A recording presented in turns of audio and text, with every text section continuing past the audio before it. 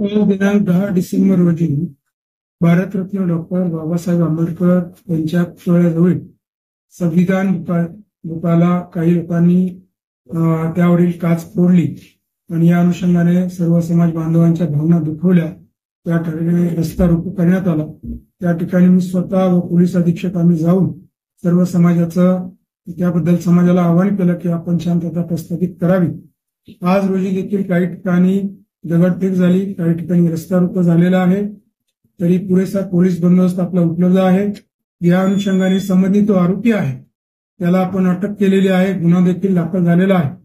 आज जी काही निवेदने माझ्याकडे वेगवेगळ्या संघटनाच्या माध्यमातून प्राप्त झालेली आहे त्यामध्ये प्रमुख मागणी आहे की जो काही आरोपी अटक केलेला आहे त्याला कठोर शासन व्हावं आणि त्याच्या मागे जो कोणी मास्टर माइंड कोणी व्यक्ती संस्था असेल त्यावरती देखील कारवाई करावी अशा स्वरूपाची मागणी संघटनांनी केलेली आहे. त्याचबरोबर पुतळ्याला 24 तास संरक्षण मिळावं, त्या ठिकाणी बॅरिकेडिंग करावं अशी मागणी आपल्याला प्राप्त झालेली आहे. संपूर्ण पोलीस बंदोबस्त आता रस्त्यावरती आहे. एसआरपीएफची पण टीम लवकरच आपल्याला प्राप्त होत आहे. वरिष्ठांना आपण अहवाल दिलेला आहे. सध्या परिस्थिती नियंत्रणाखाली आहे.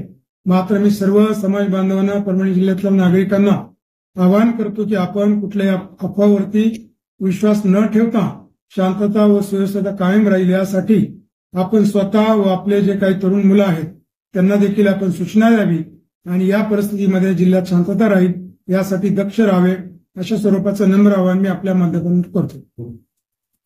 या अनुषंगाने बऱ्याच ठिकाणी जाळपोळ दगडफेक झालेली असल्यामुळे, काही गाड्यांची नासधूस केलेली असल्यामुळे पोलीस अधीक्षक यांच्या अहवालाच्या अनुषंगाने परभणी जिल्ह्यामध्ये आपण जमावबंदीचे आदेश कलम 144 नवीन कलम 163 प्रमाणे लागू केलेले आहेत. तर सर्व नागरिकांना मी आवाहन करतो की या आदेशाचं पालन करावं व जमावबंदी टाळावी.